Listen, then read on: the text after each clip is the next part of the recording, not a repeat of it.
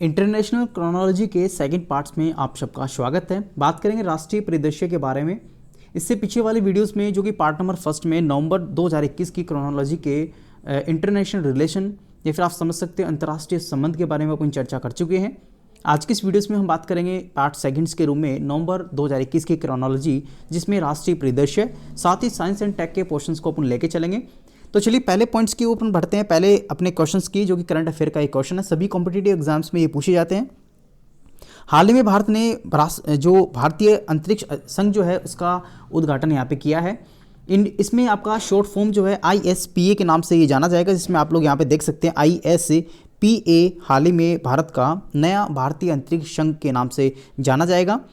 इसका शुभारंभ जो है अभी हाल ही में जो भारत रत्न विजेता हैं, जिसमें नानाजी देशमुख और उसके बाद में भारत रत्न विजय जो है आपका जयप्रकाश नारायण के जन्म दिवस पे इनको यहाँ पे इसका शुभारंभ किया गया है।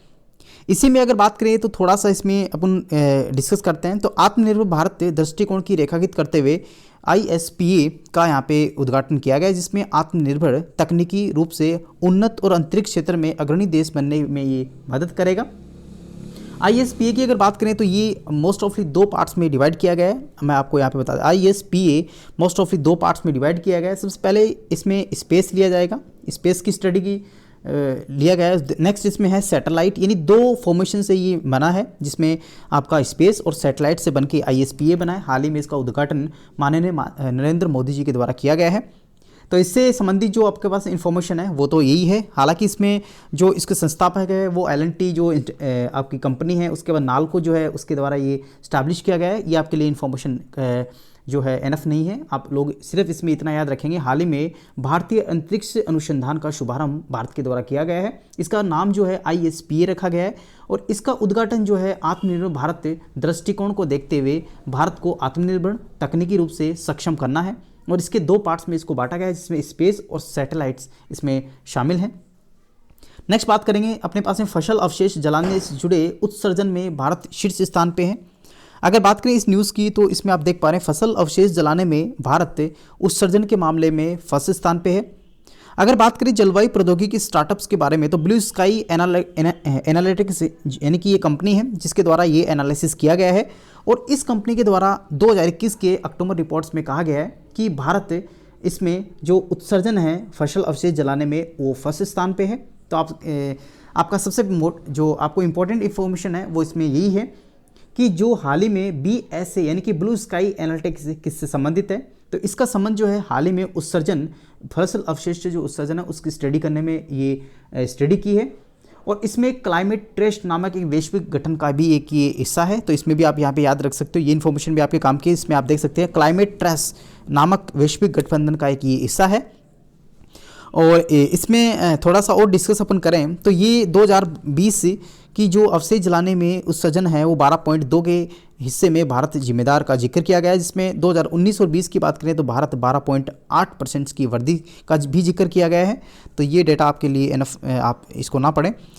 इसके बाद में राष्ट्रव्यापी नदी तटीय कार्यक्रम भी यहाँ पे शुरू किया गया है। अगर राष्ट्रीय नदी तटीय कार्यक्रम की बात करें तो इसका संबंध मत्स्य पालन, पशुपालन, डेयरी मंत्री पुरुषोत्तम रूपाला के द्वारा ये किया गया है। और इसका जो उद्घाटन है यानी कि शुभारंभ जो है वो उत्तर प्रदेश के गढ़मुक्तेश्वर में किया गया है, जो कि व्रज घाट नाम से जाना जाता है।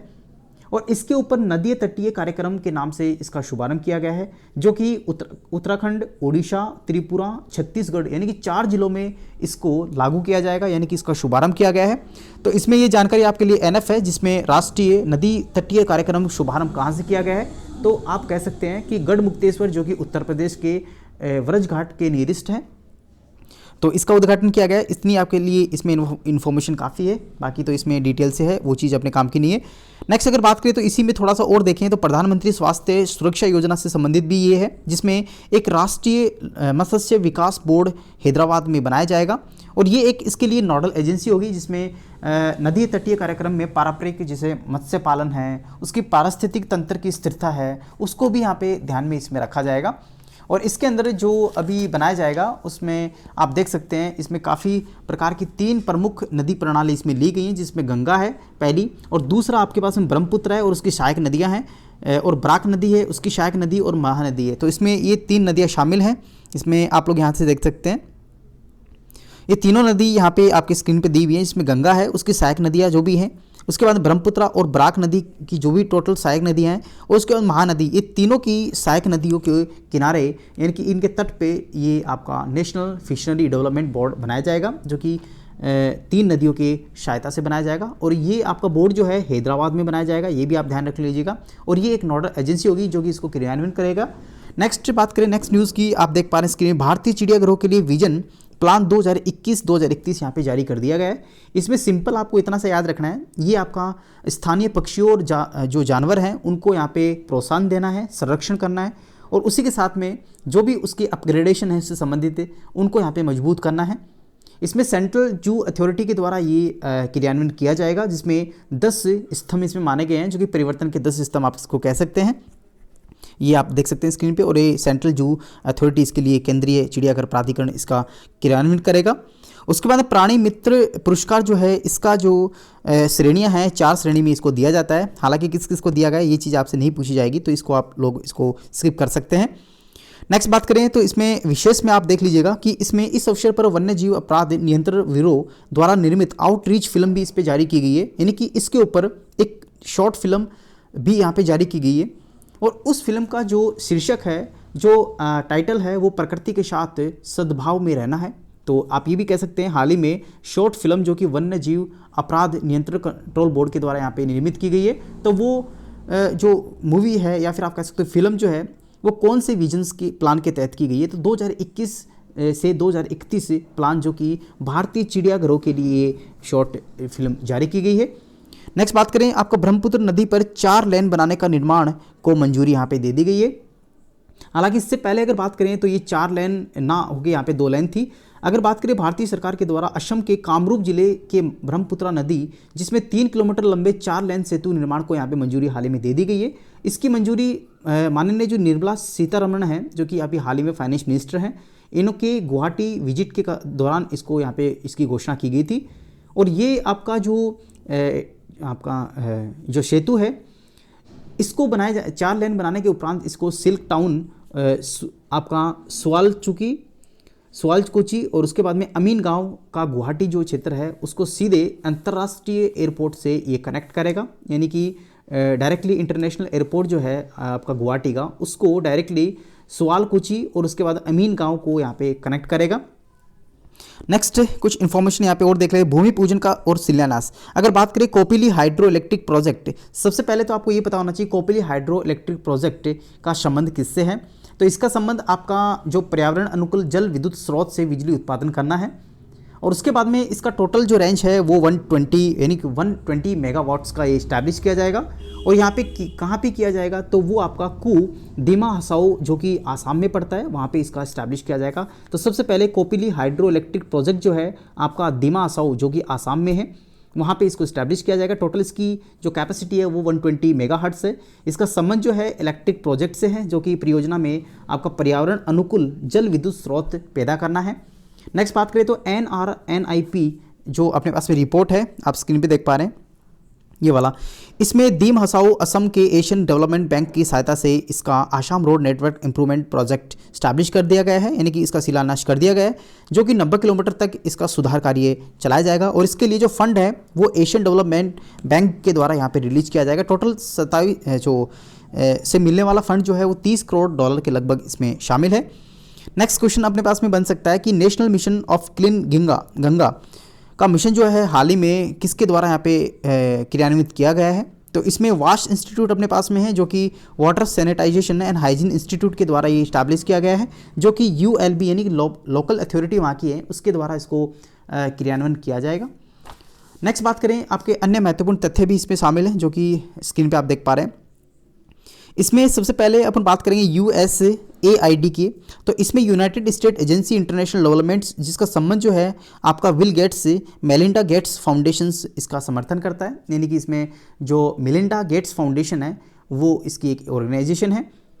उसके बाद में बात करें नेक्स्ट, इसमें आपकी इतनी इन्फॉर्मेशन थी आपके काम की। नेक्स्ट अगर बात करें तो भारत की अक्षय ऊर्जा स्थिति, जिसमें आप IEEFA की रिपोर्ट यहाँ पे जारी की गई है, जिसमें आप देख सकते हैं भारत की अक्षय ऊर्जा की स्थिति पर एक रिपोर्ट जारी की गई है, जिसमें आप इसमें 2022 तक के लक्ष्य को यहाँ पे पीछे दिखाया गया है, जिसमें कोविड-19 का एक कारण देते हुए यहाँ पे कहा गया है कि कोविड-19 के कारण इसके ऊपर जो अधिष्ठापन है, इसकी गति है जो भारत में काफ़ी धीमी देखी गई है।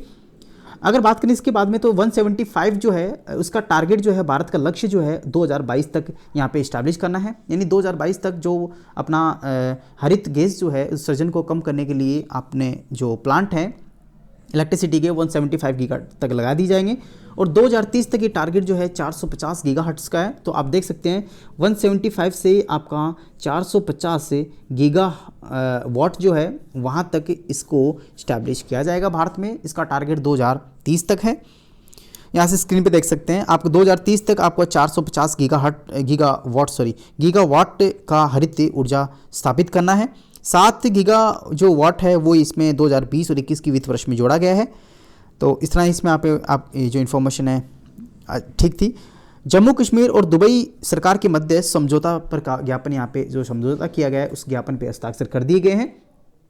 इसके अंदर अनुच्छेद 370 में समाप्त होने वाले जो भी केंद्र प्रशासित, यानी कि जो आर्टिकल हाल ही में 370 को समाप्त करके जो केंद्र शासित प्रदेश यहाँ पे बनाए गए हैं, जिसमें जम्मू कश्मीर के बहुआयामी यानी मल्टी डायमेंशनल जो डेवलपमेंट है उसमें ये काफ़ी सहायक होगा।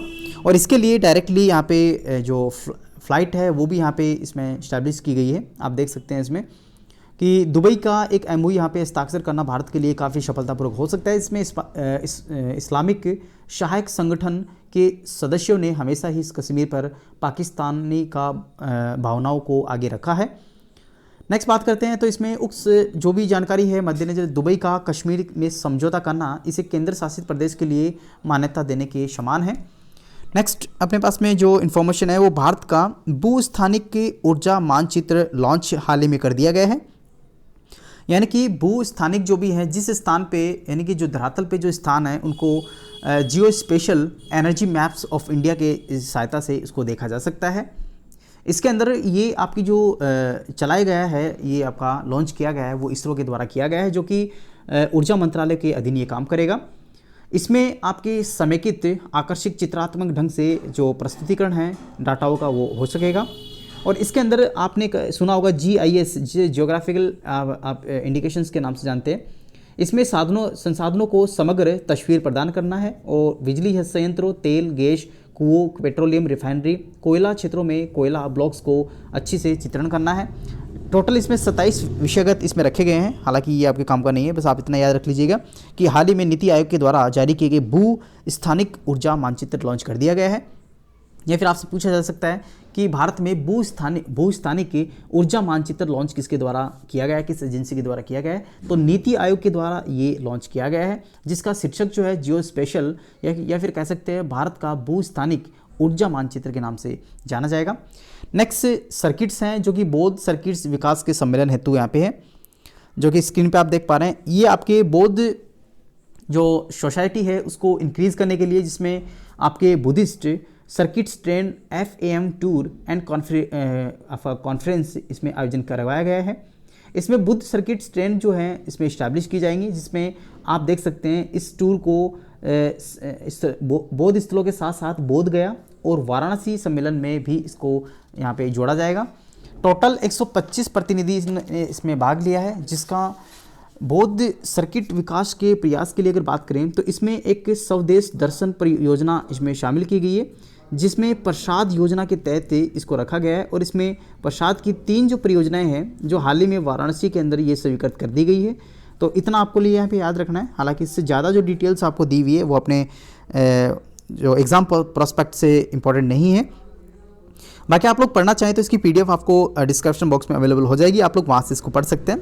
बेसिकली अगर आपको थोड़ा नॉलेज और यहाँ पे दें तो इसमें बौद्ध की जो जन्मस्थली है वो लुम्बिनी है, जो कि नेपाल में है। बोध गया अगर बात करें तो इसका संबंध जो है बौद्ध को ज्ञान यहाँ से प्राप्त हुआ था। सारनाथ की बात करें तो जहाँ बुद्ध ने ज्ञान प्राप्ति के बाद में अपना पहला उपदेश यहाँ पे जो दिया था, जिसे धर्म चक्र प्रवर्तन कहते हैं, सारनाथ में दिया था।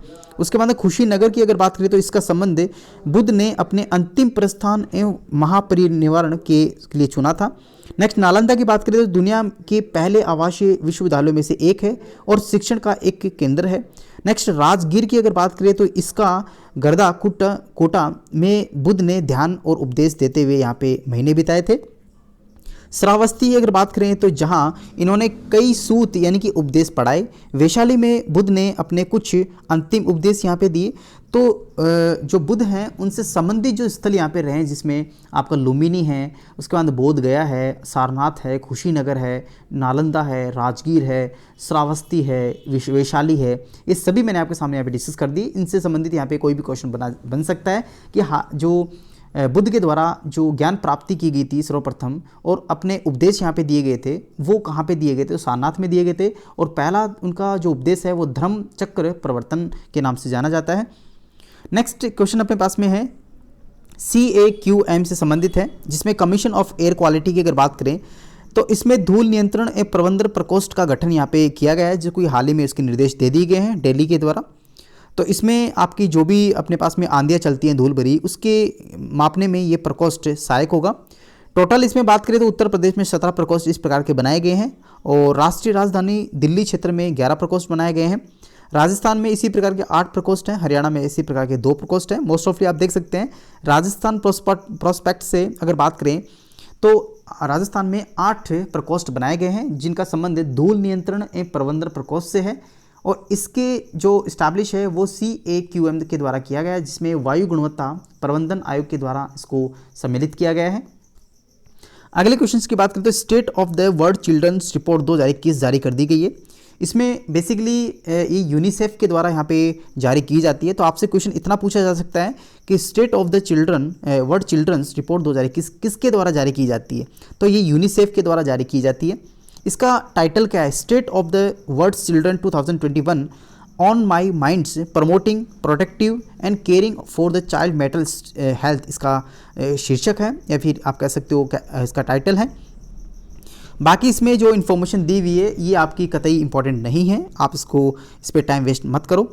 नेक्स्ट राष्ट्रीय सुरक्षा जो सड़क सुरक्षा बोर्ड का गठन भी यहाँ पे इसकी अधिसूचना जारी कर दी गई है। इसमें ministry of road transport and highway के द्वारा इसका निर्माण किया जाएगा, जिसमें नेशनल रोड सेफ्टी बोर्ड इसका एक बोर्ड है जिसके द्वारा ये अधिसूचित किया गया है। इसके अंदर अगर बात करें तो प्रधान कार्यालय आपका दिल्ली होगा। इस बोर्ड की संरचना की अगर बात करें तो इसमें देख लीजिएगा कि राष्ट्रीय सड़क सुरक्षा बोर्ड किसके अंडर में आता है? तो ये ministry of road transport and highway के अंडर में आता है और इसका पूरा नाम आपका नेशनल रोड सेफ्टी बोर्ड है, जिसकी अधिसूचना हाल ही में जारी कर दी गई है। और इसमें जो प्रधान कार्यालय है वो दिल्ली होगा और बोर्ड की संरचना इसमें एक अध्यक्ष होगा यानी कि चेयरमैन होगा और 3 से 7 जो होंगे वो मेंबर होंगे, इसके सदस्य होंगे। तो ये आप यहाँ पे याद रख सकते हैं।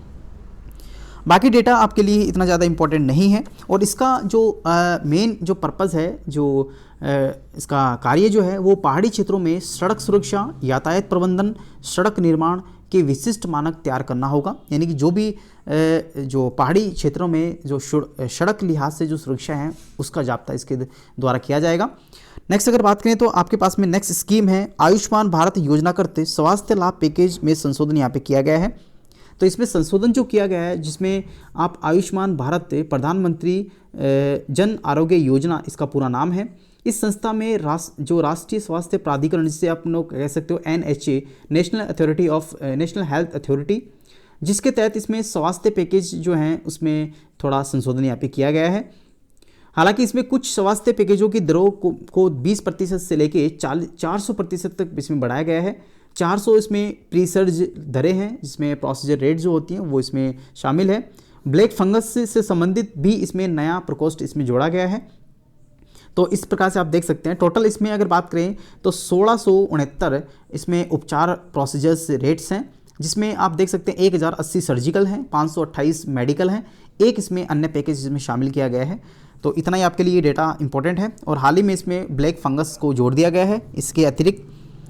चलिए नेक्स्ट बात करते हैं नेक्स्ट न्यूज़ की। तो इसमें नेक्स्ट न्यूज़ अपने पास में है electric pension payment order digi locker के साथ यहाँ पे एकीकृत कर दिया गया है। यानी कि हाल ही में अगर बात करें इलेक्ट्रॉनिक्स पेंशन पेमेंट ऑर्डर जो है उसको यहाँ पे एकीकृत किया गया है, जो कि एकीकृत की अगर बात करें तो पीसीडीए में इसको एकीकृत किया गया है। पीसी अपने पास में principal controller of defence accounts है, जो कि इलाहाबाद इसको इस्टेब्लिश किया गया है। डिजी लॉकर के रूप में ये कार्य करेगा, जिसमें टोटल 23 लाख से अधिक रक्षा पेंशन भोगियों का इसमें डेटा ईपीएफ के माध्यम से प्रदान किया जाएगा।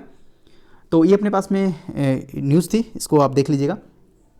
आगे बात करें नेक्स्ट न्यूज़ की, तो इसमें आपका आयुध निर्माणी बोर्ड की 7 नई रक्षा कंपनियां राष्ट्र को समर्पित कर दी गई है।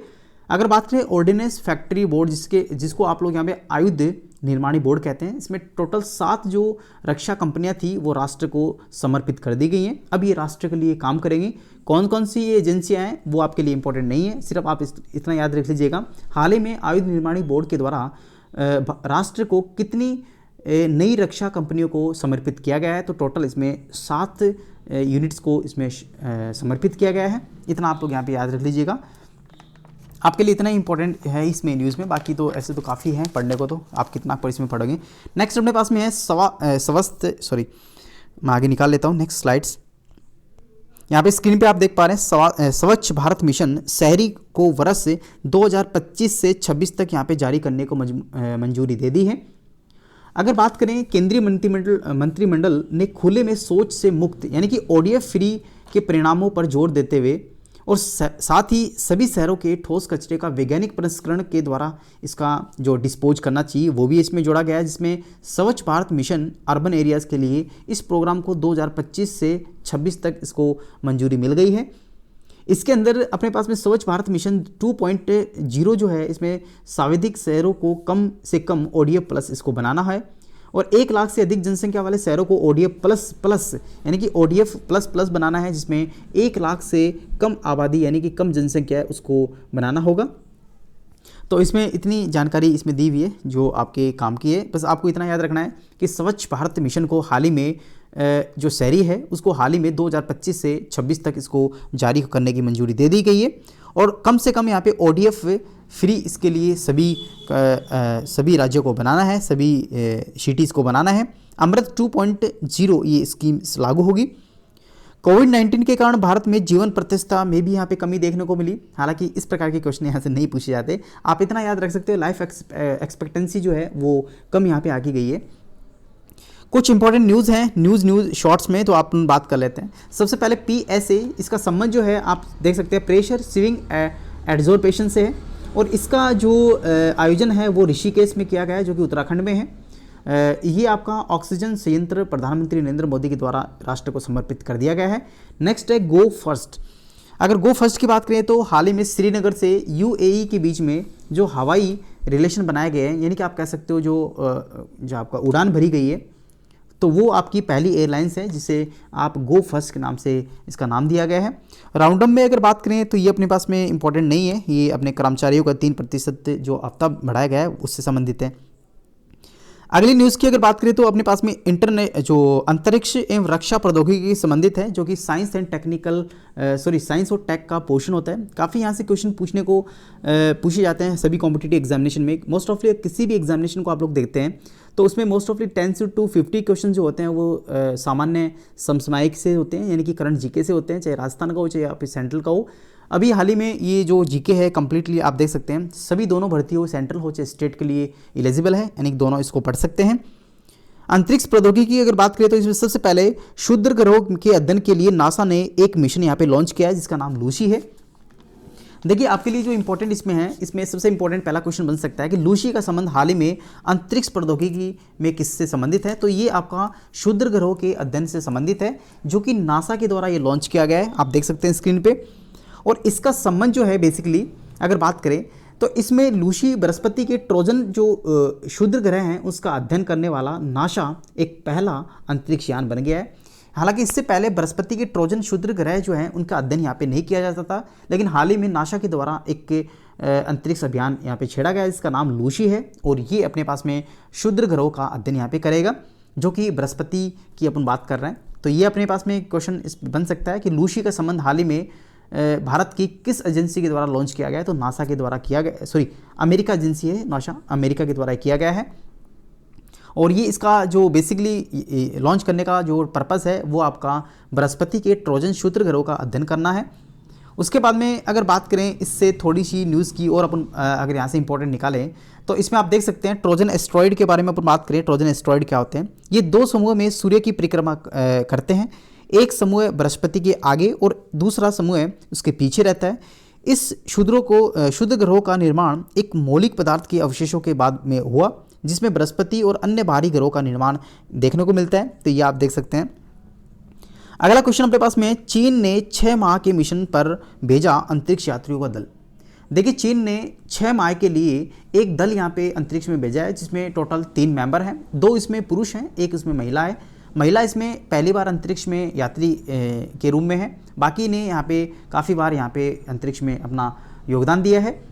अगर बात करें 3 अंतरिक्ष यात्रियों के एक जो दल भेजा गया है, उस दल का नाम सेंजाऊ 13 है। सेंजाऊ 13 जो है अंतरिक्ष यान का नाम है, जिसके अंदर इनको यहाँ पे भेजा गया है। 6 महीनों का ये मिशन है, 6 महीने ये वहीं पे सर्वाइव करेंगे।